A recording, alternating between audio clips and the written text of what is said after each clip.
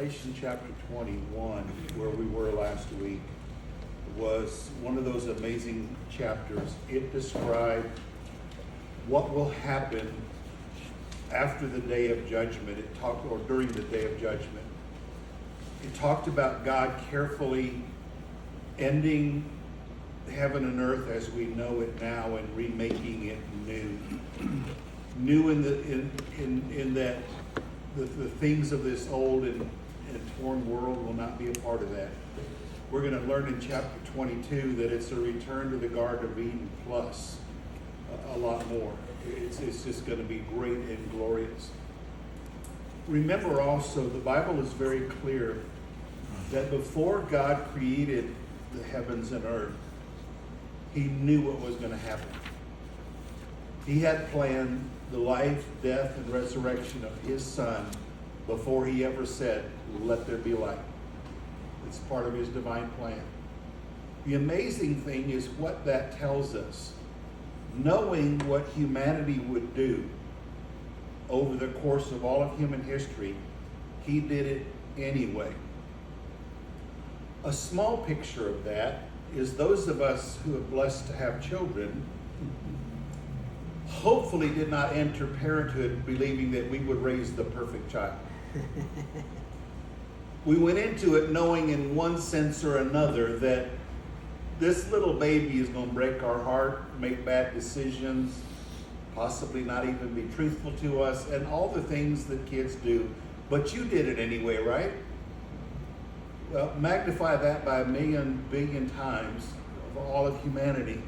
It says something about the very character of God's heart, that He wants to love people.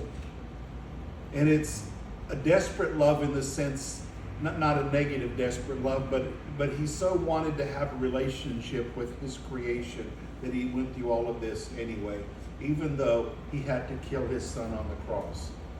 And just let me touch on that a little bit too. When people argue, well, it was the Jews that did this, it was the Roman soldiers that did this, the Bible is very clear. Human hands put Him there. But what killed Jesus on the cross was not what humans did to Him. It's God's anger flowing unabated. And my proof text for that is 2 Corinthians 5:21. I love the verse so much I tattooed the reference here on my arm. In 2 Corinthians 5:21 it says that God made Him who knew no sin to become sin for us so that in Him we would be right with God. I love that verse because it encapsulates both the law that we talked about last week and the gospel. God's desire and God's love and forgiveness in one verse. So that Jesus on the cross became the embodiment of everything that was evil. He took it all into Himself. And when He cried out, Lama, Lama Sabachthani, which means, my God, why have you forsaken me? He's revealing that the punishment that He's feeling is when God forsook Him, turned His face, and had to punish His Son. That's what He means. So that in the ultimate sense of the word, what killed Jesus was His Father's anger and sin. And the Father so loved people that He was willing to do that. And then 3 days later in the resurrection, what the resurrection does is it guarantees that what happened on Good Friday was accepted in heaven. That nothing else could be added to what Jesus did on the cross. That's where we were last week, is God remaking heaven and earth.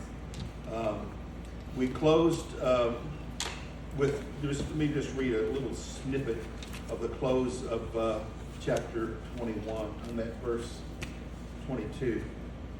John writes, I saw no temple in the city, for the Lord God Almighty and the Lamb are its temple. And the city has no need of sun or moon, for the glory of God illuminates that of the city, and the Lamb is its light. Didn't Jesus say that? I am the light of the world. I wonder if when He said it, the disciples said, yeah, you're going to be the light in heaven. But there it is, right? The nations will walk in its light, and the kings of the world will enter the city in all their glory. Its gates will never be closed at the end of day, because there is no night there. And all the nations will bring their glory and honor into the city.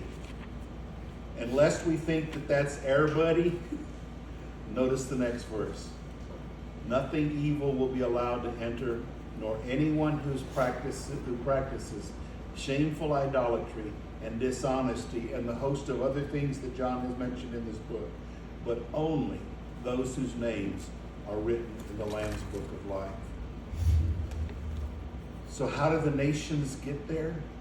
It's through a relationship with Jesus Christ. How do people not get there? It's not having a relationship with Jesus Christ. I mentioned last week one of the clearest verses in all of the Bible about why people go to heaven or hell is Mark 16:16, when Jesus says those who believe and are baptized will be saved, those who do not believe will be condemned. The only difference is whether they have a relationship or not. Okay? So that's where we were last week, which leads us then into chapter 22, the great conclusion to this marvelous book. Then the angel showed me a river with the water of life, clear as crystal, flowing from the throne of God and of the Lamb.